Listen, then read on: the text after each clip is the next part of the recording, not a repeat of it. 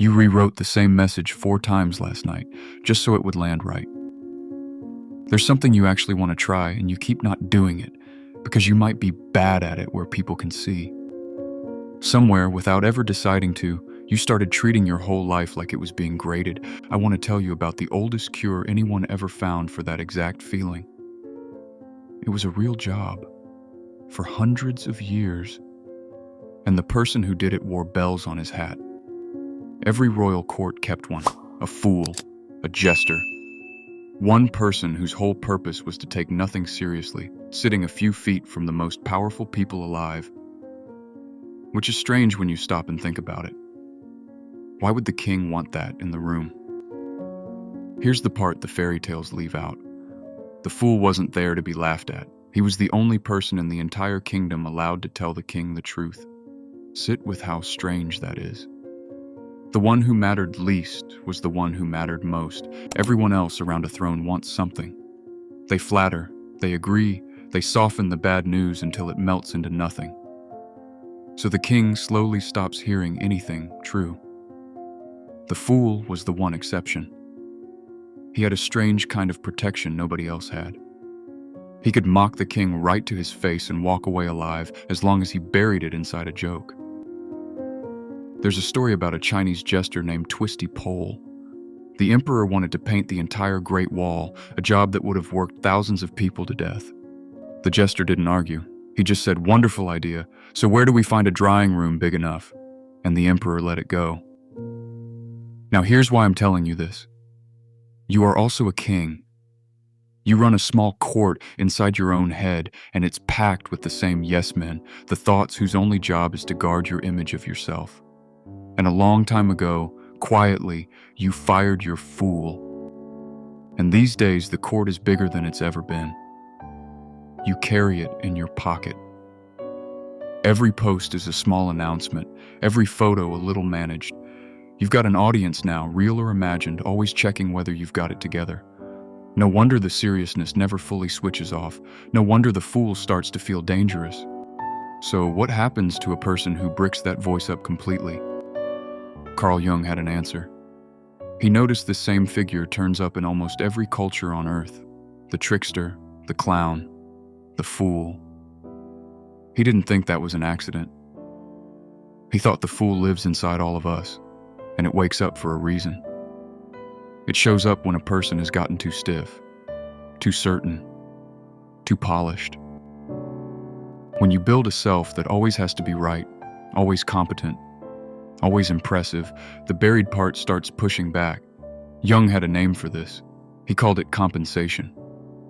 Push one side of yourself down hard enough, and it forces its way up somewhere you never chose.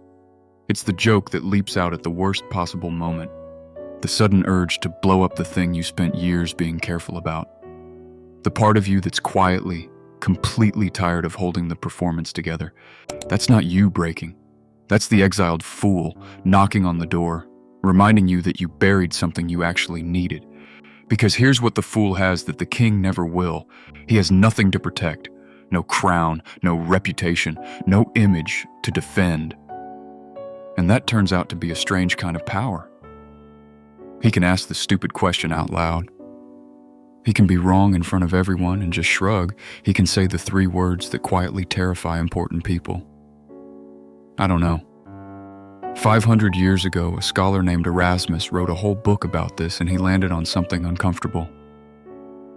The people who guard their wisdom most carefully are often the most miserable and the most alone.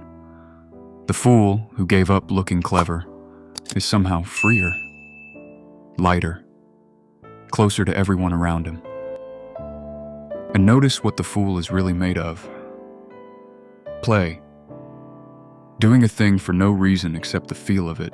When did you last make something with no plan to show it to anyone? Sing loud in the car, chase an idea that went nowhere. For a lot of us, that's genuinely hard to remember. Somewhere we all quietly agreed that every hour has to earn its keep. That part of you never signed that deal. And here's the twist inside the twist. The person allowed to joke about everything is usually the one who sees the most. There's a famous painting of a Polish court jester named Stańczyk. A party glitters behind him, everyone dancing, and he sits apart, slumped, his face heavy with something nobody else in the room has noticed yet. Making people laugh and seeing clearly were never opposites. They were the same gift. The official job died out when kings lost their absolute power. Nobody needed one truth teller by the throne anymore. But the function never disappeared. It just scattered. It became the stand-up comic, the friend at dinner who says the thing everyone was thinking and cracks the whole table open.